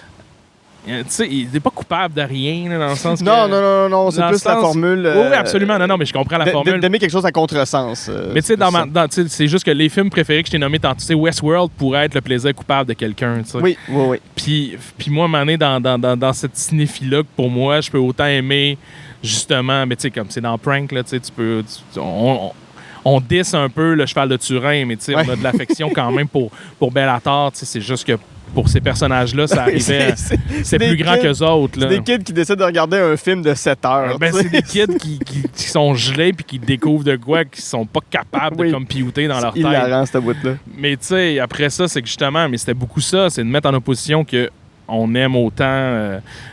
justement, fucking Commando, puis pas Commando, mais Predator dans Prank. Fait que c'est ça. Fait que plaisir coupable, c'est un terme que j'ai de la misère, mais j'ai quand même joué le jeu. Puis Stay Tuned, qui est probablement le film que j'ai le plus regardé dans ma vie. Là. C'est un film de 92 de Peter Hyams qui a fait beaucoup de films épiques. Ben, il a fait des gros films avec Jean-Claude Van Damme. Ouais, c'est ça. Time Cop, puis Sudden Death. Ouais, puis c'est pas lui qui avait fait... Ah, mon Dieu, je me rappelle même plus du titre. Ça va... Pas Monte Cristo. Oui, mais genre de nouveau conte de Monte Cristo. Ouais, c'est ça. C'est ça. C'est lui. C'est ma vedette John Ritter qui était une vedette de la télé. Pam Dauber, Jeffrey Jones et Eugene Levy. En fait, c'est pas mal toutes des vedettes c'est pas mal tous des gens qui ont beaucoup fait de télévision plus que du cinéma. Jeffrey Jones, c'est le gars qui était dans beaucoup de films, qui était le directeur dans Ferris Bueller. Ferris Bueller. qui était un des gars qui venait visiter dans Beetlejuice. Là. Il y a comme une espèce de face qu'on reconnaît. C'est un gars qui a fait de la prison parce qu'il avait le goût des jeunes enfants un peu trop prononcé. C'est vrai, je savais même pas. Ouais, non, c'est un... Pour vrai? C'est très weird. Puis tu le googles aujourd'hui, puis il fait peur. Ah, pour vrai? Ah ouais, il y a quelque chose dans l'œil qui est pas... Je savais même pas ça, wow. Mais à l'époque, il était partout. Bref, ça... Ben, juste c'était pas lui dans Maman et Papa sauvent le monde. Ah, peut-être. Ben, peut-être que je me trompe, là, mais en tout cas. Mais, tu sais, il y a eu 2 films que j'ai écoutés énormément dans ma vie, mais genre, ben trop, là. C'est Stay Tuned, puis un autre plaisir coupable que j'aurais pu choisir, c'est Last Action Hero. Ah, c'est tellement bon. Mais les deux ont, tu sais, une prémisse qui est somme toute assez similaire. Ouais. Et qui joue sur parce que des films quand même familiales, qui joue sur le what if tu pourrais rentrer dans soit un film, dans Last Action Hero, ou là, dans la télé, dans Stay Tuned. Puis il y a quelque chose de quand t'es un kid que tu peux juste... Puis quand t'es un kid qui trippe sur le cinéma, puis qui à la limite, tu sais déjà à cet âge-là quasiment que t'as envie de faire ça, qui vient nécessairement te parler, puis c'est comme, évidemment que j'aimerais ça, si tu rentrais dans TV, ou ben j'aimerais...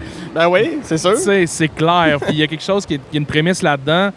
Puis je trouve que dans... Tu sais, Peter Hyams, qui est un réal, qui a un asti bon réal, très sous-estimé, parce qu'évidemment... Ben, encore là, il a fait ça, des films avec Van Damme, mais il a fait les meilleurs films avec Van Damme, tu sais, puis c'est un réal qui torche, puis il y avait un côté très satirique dans Stay Tuned, puis beaucoup de parodies de show, mais tu sais, le concept un peu, c'est qu'il rentre dans... C'est comme Satan, un peu, qui a comme sa chaîne qui est comme une espèce de... C'est comme si Satan dirigerait un poste de TV, mais qui a comme plein d'émissions. Je suis en train de chercher le titre des émissions. Ils avaient toutes sur IMDb. Oui, c'est ça. C'est, pour vrai, j'aime quand même les jeux de mots. Puis là-dedans, il y avait, je dois avouer, des très bons jeux de mots. Mais puis je l'ai écouté justement pour en parler pour le podcast. Je fais comme, je pourrais le réécouter même si je le connais tellement par cœur. C'est encore drôle, tu sais, puis... Mais tu sais, justement, Different Strokes, qui était comme un vrai show, là, c'est Different Strokes, mais c'est trois vieux bonhommes qui ont des attaques cardiaques en même temps. Il y a Tree Man and Rosemary's Baby. Oui, c'est ça. Sadistic Hidden Videos au lieu de American Funniest Home Videos. Underworld Wrestling League. Mais fait que c'est tout comme des jeux de mots avec un peu le satanisme, c'est comme... c'est ça. Au lieu d'être MTV, mais c'est HTV pour Hell TV. LTV. Puis, Saturday Night Dead, au lieu de Saturday Night Live, avec Dwayne et Garth dans Dwayne's World. Dwayne's World, mais c'est ça. Fait que là, c'est des zombies à la place d'être Westworld. Fait que c'est vraiment...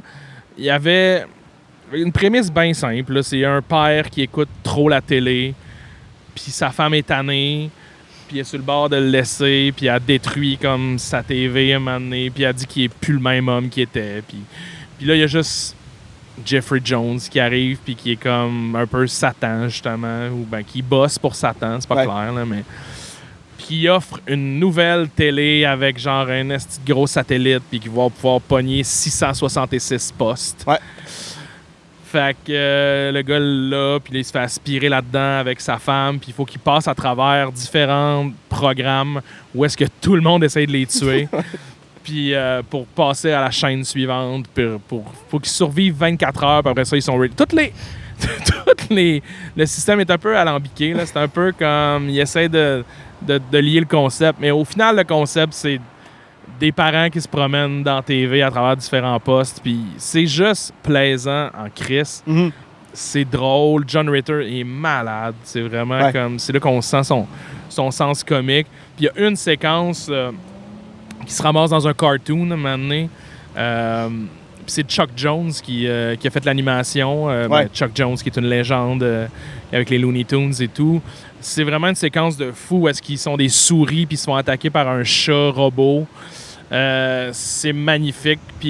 Mais il y a comme tout ça. Puis Peter Hyams peut, à travers toutes les chaînes, un peu jouer avec différents codes aussi cinématographiques. Comme un moment donné, à la fin, ils se tombent dans un western. Après, tu sais, à la fin, ils sont dans le climax du film. Puis bon, il n'est pas tout à fait réussi, mais tu sais, ça se passe pendant un vidéoclip de Salt and Pepper. Fait que c'est Let's go! Fait que c'est vraiment un trip, tu sais, tu sens que... Au début, c'était Tim Burton qui était peut-être approché pour le réaliser. Puis finalement, Peter Hyams a un peu convaincu les studios de le laisser faire. Mais tu sais, tu vois que pour un réal, il y a beaucoup d'amour là-dedans, puis beaucoup de plaisir, puis juste une volonté de justement, tu sais, d'aller à fond dans chacun des univers de chaque programme de télévision.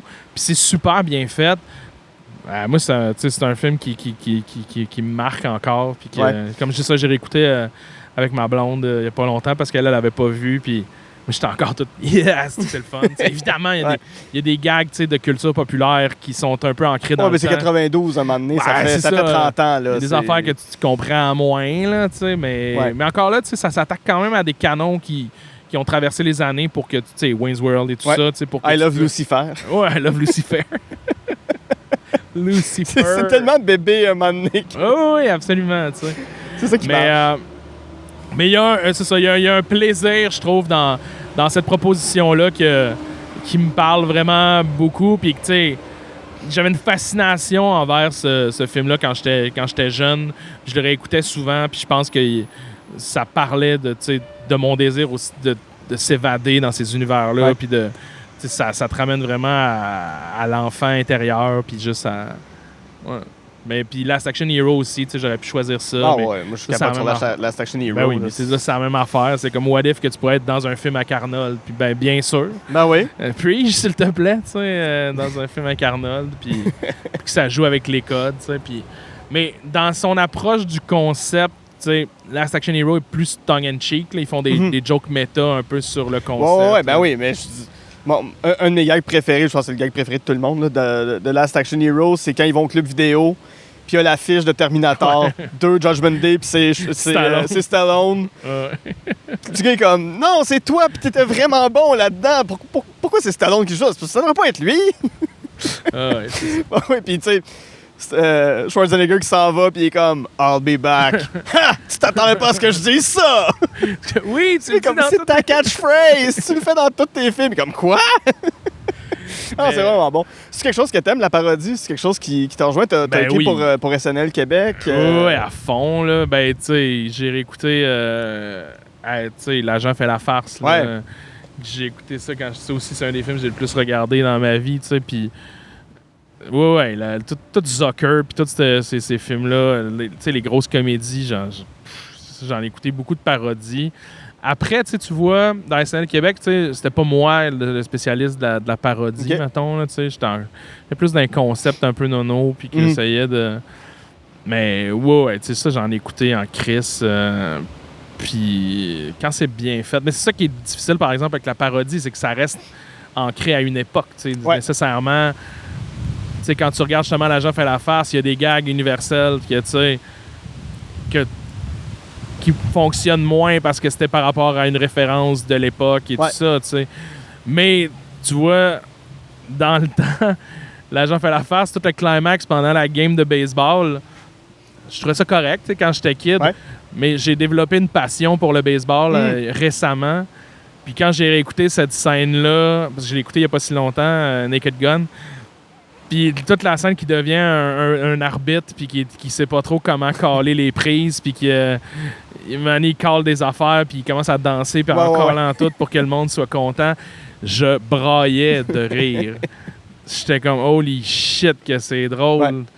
T'as juste le catcher qui le regarde en faisant comme, tu vas-tu à caler, là, cette petite balle? Il est juste comme, prise? Ouais! Tout ça, c'est drôle, là. Puis tu sais, que je comprenais pas à l'époque. Fait que, en tout cas, je suis gros fan. T'aimerais ça écrire une parodie de quelque chose un jour en cinéma? Encore là, ça se ferait-tu? Mais ça se pourrait-tu une parodie du cinéma québécois? Je l'ai déjà fait, ça, pour Prière de pas envoyer de fleurs. Ouais. C'était Élise Guilbeault, je pense qu'on tuait. Fait que parodie de film de... Ouais, j'avais fait une parodie de Bernard Raymond. Ça, je l'avais fait, puis c'était quand même drôle. J'étais content de ce que ça donnait. Mais tu sais, c'est mort un peu, ce genre-là, beaucoup à cause de Scary Movie, j'ai l'impression. Ouais, mais c'est parce qu'à un moment donné, c'est comme quasiment rendu comme ouvrir l'année Chapelot 2002. C'est juste des référents de son temps. C'est comme, hey, Britney Spears sort du coiffeur puis elle a plus de cheveux. Ouais, mais je pense qu'il y a aussi un moment donné, dans le concept, là, c'était rendu... des parodies de scary. Tu sais, une année, c'était Ouais. comme genre film Ouais, ils ont fait- catastrophe. ouais, une année, disaster c'était comme. movie, superhero movie. Mais après ça, je pense qu'il y a eu un Funny Movies ou whatever, où est-ce que là, c'était des parodies de films de petits plus là, t'es comme, ben là, vous mangez entre vous Ouais, autres, ouais. puis ça marche plus. Là. Mais tu sais, un autre film que tu sais, qui est un peu, qui est pas tant une parodie, mais oui, un peu, parce que c'est une parodie du sport professionnel, mais tu sais, Basketball, qui est ouais, c'est super bon. Si que j'ai ri, là, ce film-là. C'est hilarant, ce Mais tu film. sais, tu vois, je l'ai réécouté récemment, puis bon, il y a des gags homophobes qui passent un peu moins bien, puis tu sais, mais encore là, c'est legit funny, tu sais, fait que je pense que faire une parodie, mais réussir à traverser les années puis d'être encore drôle, c'est un gros défi, puis moi, ça me fait peur, à la limite, tu sais, moi, j'ai comme l'humour au cinéma, tu sais, alors que c'est quelque chose que j'aborde beaucoup, tu sais, ça change tellement rapidement. Puis tu fais du stand-up, je pense? Ou, non, mais j'écris de la comédie. T'écris de la comédie, OK. Mais tu sais, il y a quelque chose de... Ça change tellement rapidement que, tu sais... Déjà, des fois, j'ai l'impression d'être daté, tu sais, puis j'ai fucking 36 ans, tu sais, puis je pense que je me tiens encore quand même au courant de ce qui est funny, tu sais, mais des fois, je suis comme, hey, je sais plus, c'est peut-être plus à moi à faire de la comédie. Puis, peut-être que je devrais laisser ma place à des plus jeunes qui vont déterminer qu'est-ce qui est drôle en ce moment. Ouais. Puis en ce moment, on est dans une phase d'humour très empathique, très social, mais très personnel, très... Devrions-nous dire woke? Allons dire woke pour comme reprendre... mais c'est ça, mais l'aborder comme un défaut, c'est pas un défaut, c'est d'être woke, tabarnak. La personne défend des causes et des injustices. Toi, t'es woke. Ouais. Toi, merci. T'es juste un petit moron. Ouais. OK, super. T'aimes du Plessis pour vrai, là? C'est ça que t'es en train de me dire? Ouais. Ben oui, mais au moins, je ne pas pour les minorités visibles. Yeah. Non, mais les enfants qui se faisaient envoyer dans les pensionnats puis agresser, ça, le bon vieux... En tout cas, on n'ira pas là-dedans. Là, oui, mais dans le sens où c'est un humour qui... Tu peux plus juste dire « Ah, les gros fuck you », tu sais. C'est ça. Ce qu'il pouvait y avoir dans les films des frères Zucker, là. Chris, oui, la 3 secondes. C'est juste ça, là. Comme « Ah, il est gros! Regardez-le! Ah, il est gay! C'est drôle! » Oui, mais nécessairement, ça, c'est ce qui passe moi encore, mais il y a quand même encore des gags qui sont... Tu sais, je veux dire, après ça, c'est des films qui s'inscrivent beaucoup dans le code aussi souvent du burlesque, tu sais. Puis ça passe... T'sais, ça va être éternel, là, je veux dire, un ballon dans la fourche ou whatever. T'sais. C'est niaiseux, mais... Le ballon dans la fourche! mais c'est niaiseux parce que de Père en flic 2, on écrit des gags dont on est super fiers, tout ça. Mais Chris... La plus grosse réaction à chaque fois dans le film, dans les salles, parce que on faisait le tour pour faire des publics cibles, puis tout ça, puis on allait présenter le film. Un moment donné, il y a comme un bâton, puis il cherche à... Puis Chris, à un moment donné, il donne un coup sur la tête à Michel Côté avec un bâton.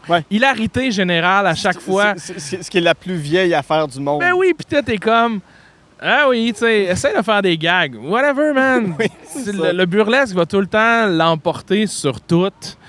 Puis...